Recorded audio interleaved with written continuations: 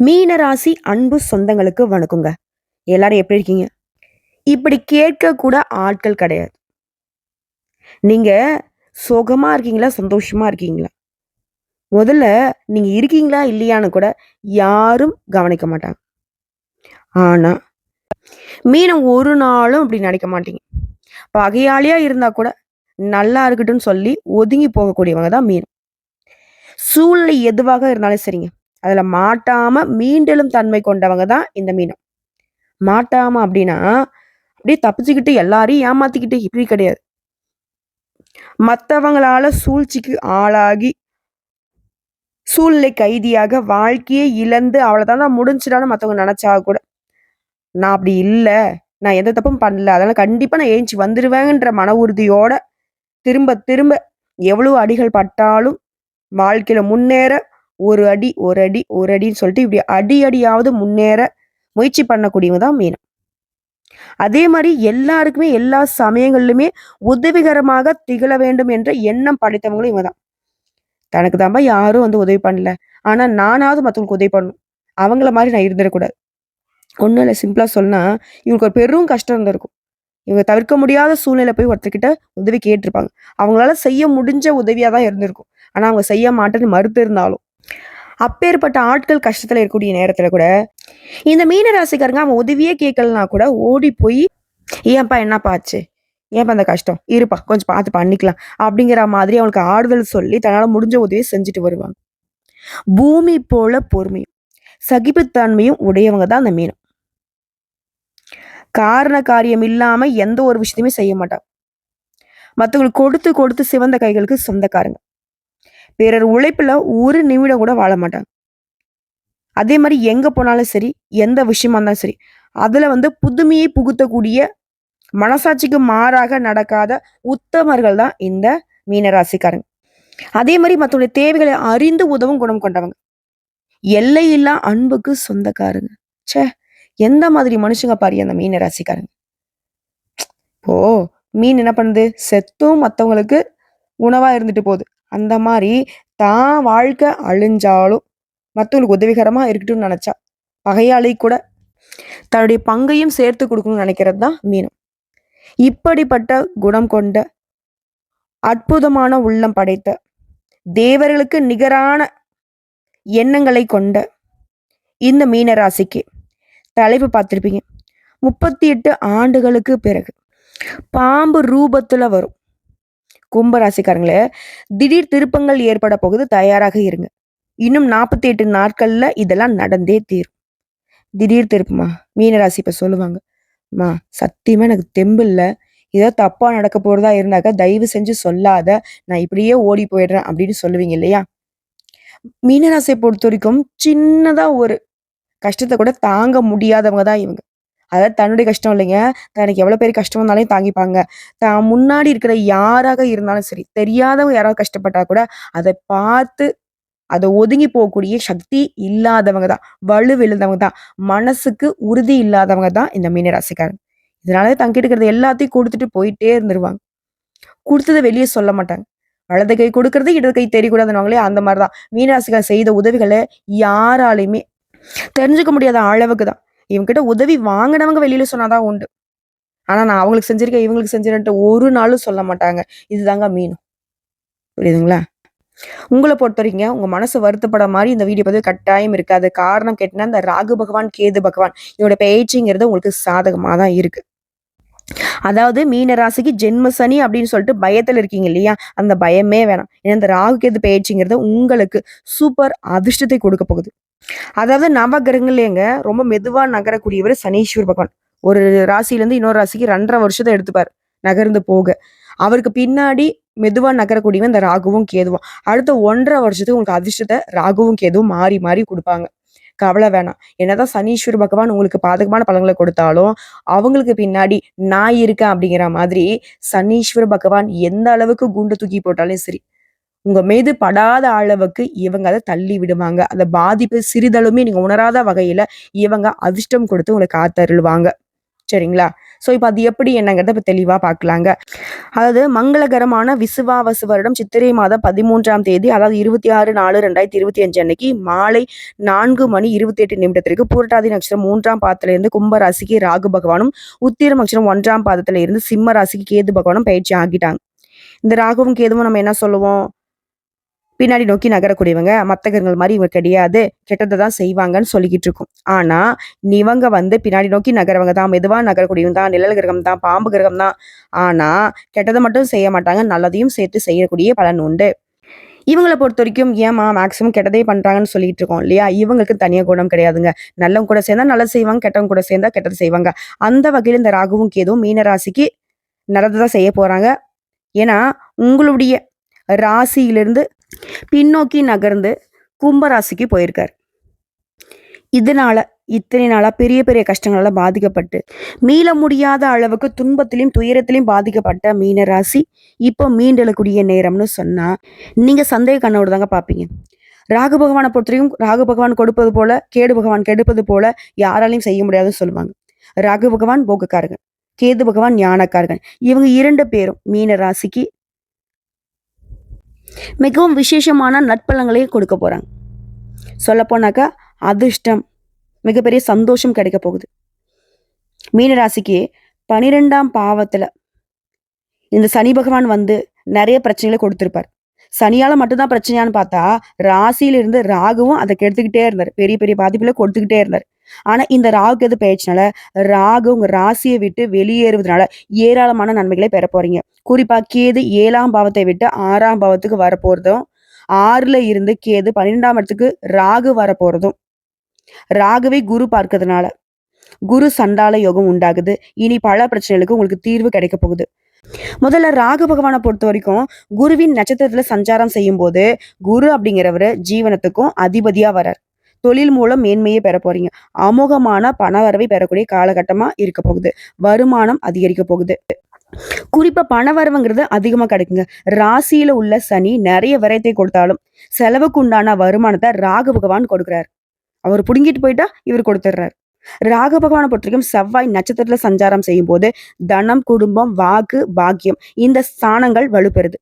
சமுதாயத்திலும் சரி வீட்லயும் சரி கொடுத்த வாக்கு காப்பாத்துவீங்க. பணவரவு அதிகரிக்கும். இடம் பூமி விஷயங்கள்ல அபிவிருத்தியை பெற போறீங்க.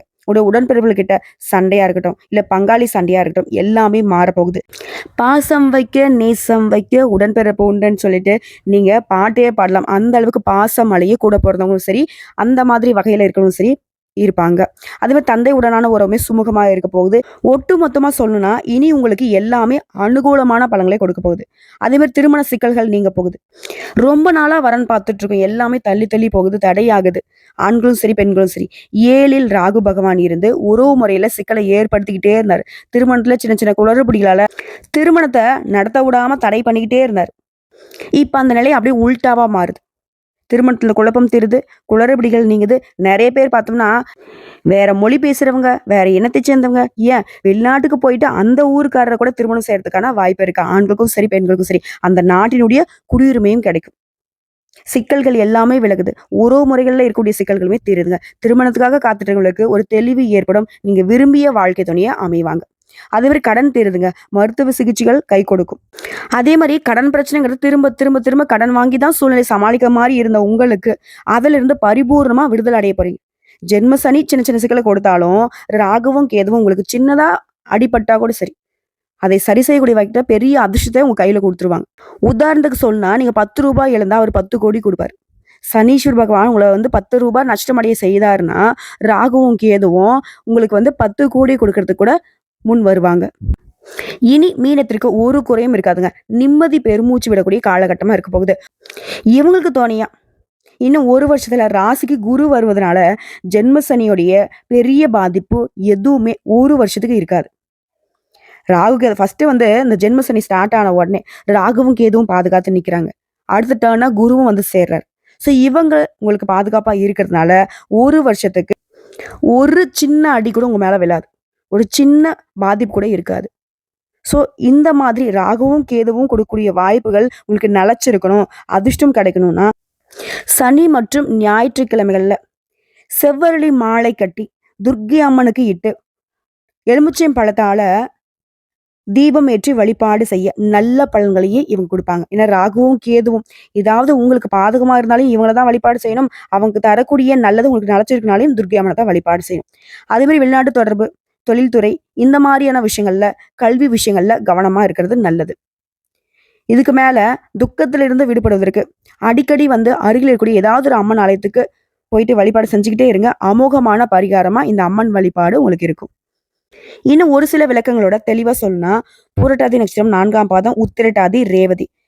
உங்களுக்கு ராகு பகவான் ராசியிலிருந்து அயன சயன போகஸ்தானத்துக்கு மாறிட்டாரு. கேது பகவான் கலத்திரஸ்தானத்துல ரண ருண ரோகஸ்தானத்துக்கு மாறிட்டாரு.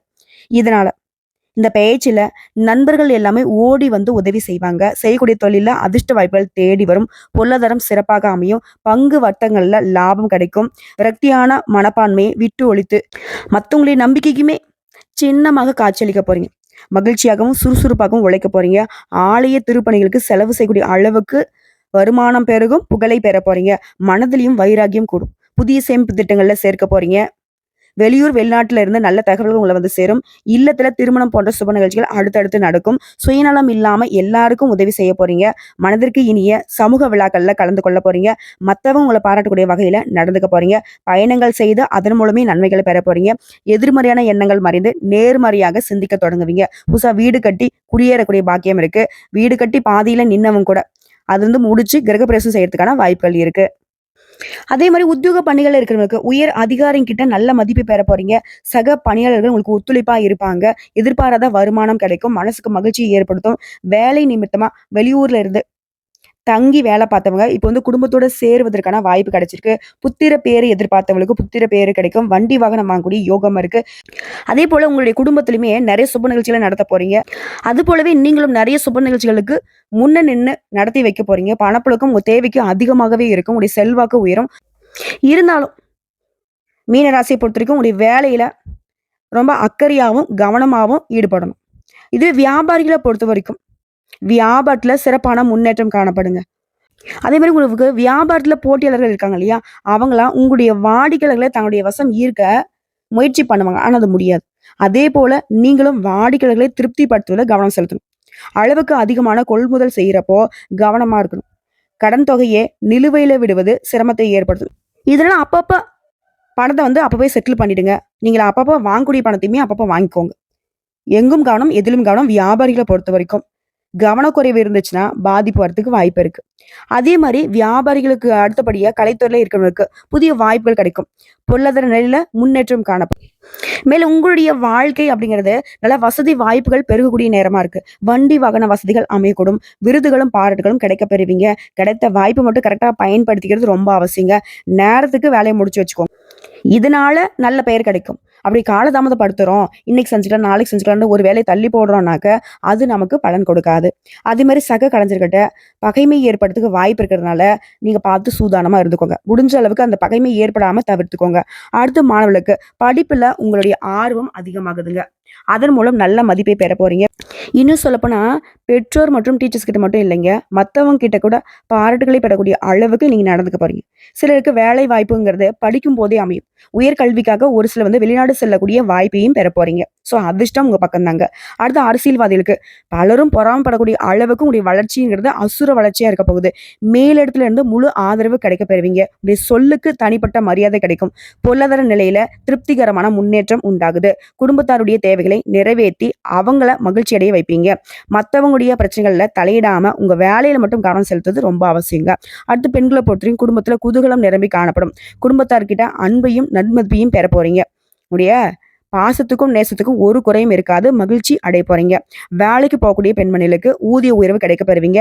சிலருக்கு திடீர் திருமண வாய்ப்புகளும் கிடைக்கப்பெறும். புத்திர பேரு கிடைக்கும். மறைமுக சேமிப்புகள் தக்க சமயத்துல உங்களுக்கு உதவி கொடுக்கும். சொல்லப்போனா ஆடை ஆபரண சேர்க்கையும் வாய்ப்பு உண்டு. உங்க பெயர்ல சொத்து வாங்குவதற்கான யோகம் இருக்கு. ஸோ இப்போ வரைக்கும் பார்த்தா பொது பலன்கள் எல்லாமே மீனராசிக்கு இந்த ராகுவும் கேதுவும் மாறி மாறி ஜென்ம சனியுடைய பாதிப்புல இருந்து முற்றிலும் உங்களை பாதுகாத்து வைக்கக்கூடிய அளவுல அதிர்ஷ்டத்தை தான் கொடுத்துருக்காங்க. இதை கரெக்டாக பயன்படுத்திட்டாக்க அடுத்த 2.5 வருஷத்துக்கு என்னதான் நம்ம சனீஸ்வர பகவான் நம்மளை துவைன்னு துவைச்சாலும் நம்ம சிரிப்புக்கு சொந்தக்காரர்களாக இருக்க போறோம். ஸோ இப்போ நட்சத்திர பலன்களை பார்த்து தெரிஞ்சுக்கலாங்க. பூரட்டாதி நட்சத்திரம் 4ஆம் பாதம். இந்த பேச்சியால உத்தியோகத்தர்களுக்கு உடைய விருப்பங்கள் நிறைவேறும். குடும்பத்துல நல்ல காரியங்கள் தங்கு தடை இல்லாம நடந்து முடியும். மருத்துவ செலவுகள் குறையும். உறவுக்காரனுடைய வருகை மகிழ்ச்சி தரக்கூடிய வகையில் அமையும். நண்பருடைய ஒத்துழைப்புங்கிறது நல்ல முறையில் இருக்கும். மனைவி வழியில அனுகூலமான செய்திகள் வந்து சேரும். இதுவே கணவர் வகையிலுமே அனுகூலமான பலன் வந்து சேரும். அது மாதிரி பூர்வீக சொத்துக்கள்ல நீ எதிர்பாராத தனலாபத்தை பெற போறீங்க. அடுத்த உத்திரட்டாதி நட்சத்திரம். இந்த பேச்சால சின்ன சின்ன தடங்கல்கள் வரும். ஆனா காரிய வெற்றி கிடைக்கும். அதே மாதிரி நல்லவங்களுடைய ஆதரவு கிடைக்குங்க. குடும்பத்திலுமே சின்ன சின்ன சண்டை சச்சரவுகள் ஏற்படும். அது தானாவே சரியாயிடும். கோபத்தை மட்டும் தவிர்த்துக்கோங்க. பேச்சுவார்த்தைகள் மூலம் பிரச்சனைகளை தீர்க்க பாருங்க. எடுத்தங்கவத்தனை எந்த ஒரு விஷயத்தையுமே செய்யக்கூடாது. உடல் நலத்துல பெரிய பாதிப்புகளும் இருக்காது. எந்த ஒரு விஷயமும் சரி, கவனமா இருந்தா சரி, எதுவுமே உங்களை பாதிக்காத வகையில ஓடி போயிடும். அடுத்து ரேவதி நட்சத்திரம். இந்த பேச்செல்லாம் நன்மையும் தீமையும் கலந்த மாதிரியே பலன் கிடைக்குங்க. உத்தியோக பணிகள்ல இருக்குங்க. உங்களுடைய வேலையில கவனமா இருக்கணும். நீண்ட நாட்களாக வேலை தரவங்களுக்கு இப்ப வேலை கிடைக்கும். உறவுக்காரருடைய வருகை, சுப நிகழ்ச்சிகள் கலந்து கொள்ள வாய்ப்பு எல்லாமே உங்களுக்கு மகிழ்ச்சியான சம்பவங்களை ஏற்படுத்தி கொடுக்கும். பணவரில் இந்த தடையுமே விலகுதுங்க. ஸோ ஒட்டுமொத்தமா பார்த்தீங்கன்னாக்கா பெருசா பாதிப்பு எதுவுமே இல்லைங்க. வரக்கூடிய வாய்ப்பை நம்ம கரெக்டாக பயன்படுத்தினாக்கா அதிர்ஷ்டம் நம்ம பக்கம்தான். ஸோ எல்லாத்தையும் தாண்டி இந்த ராகுவும் கேதுவும் தரக்கூடிய அதிர்ஷ்ட பலன்களை நிலையா நிறுத்தி கெட்டியா பிடிச்சிக்கணும்னு நினைச்சா நீங்க செய்ய வேண்டிய பரிகாரம் மற்றும் வழிபாடு. சஷ்டிகள் தோறும் முருகப்பெருமானுக்கு பால் அபிஷேகம் செய்வது நன்மை கொடுக்கும். அதே மாதிரி அனுதினமும் ஓம் ஷம் ஷண்முகாய நம இந்த மந்திரத்தை தினமும் 15 முறை சொல்லணும். முடிஞ்சா 15 முறை எழுதுறதுமே சிறப்பு தான். எழுதி பாக்கெட்ல மடிச்சு வச்சுக்கோங்க. பெண்களா இருக்குனாக்கா உங்களுடைய ஹேண்ட்பேக்ல வச்சுக்கோங்க. இதனால நீடித்த செல்வம் செல்வாக்கு கிடைக்குங்க. இதை அடுத்து உங்களுக்கு அதிர்ஷ்டம் தரக்கூடிய எண்கள் 2, 6, 9. அதிர்ஷ்டம் தரக்கூடிய கிழமைகள் வளர்பிறைன்னு எடுத்துக்கிட்டனாக்கா திங்கள் வெள்ளி, தேய்பிறைன்னு எடுத்துக்கிட்டனாக்கா திங்கள் வெள்ளி. ஸோ இந்த நாட்களில் உங்களுடைய சுபகாரியங்களோட நிகழ்ச்சிக்கு பயன்படுத்திக்கோங்க. இப்போ 2வது பரிகாரம் மற்றும் வழிபாடு.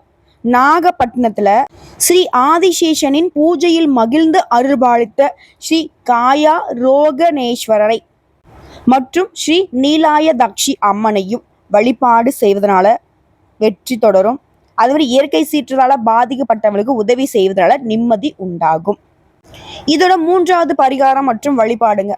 சென்னை திருவான்மியூர் மாமல்லபுரம் மார்க்கத்துல இருக்கக்கூடிய திருவிடந்தை நித்திய கல்யாண பெருமாள் கோயிலுக்கு போயிட்டு அங்கு வராகரரை தரிசித்து வழிபட்டு வாருங்க. அதே மாதிரி அவர் அருளால சர்ப்ப தோஷங்கள் எல்லாமே விலகும். இதை தாண்டி ஞாயிறு மற்றும் பௌர்ணமி தினங்கள்ல புற்றுகள் உள்ள கோயில்களுக்கு சர்க்கரை பொங்கல் சமர்ப்பித்து வழிபாடு செய்வதனால சகல நன்மைகளும் உண்டாகும். இந்த ராகுவும் கேதுவும் தரக்கூடிய அதிர்ஷ்ட பலன்கள் உங்களுக்கு நலச்சு இருக்கும். வாழ்த்துக்கள்ங்க.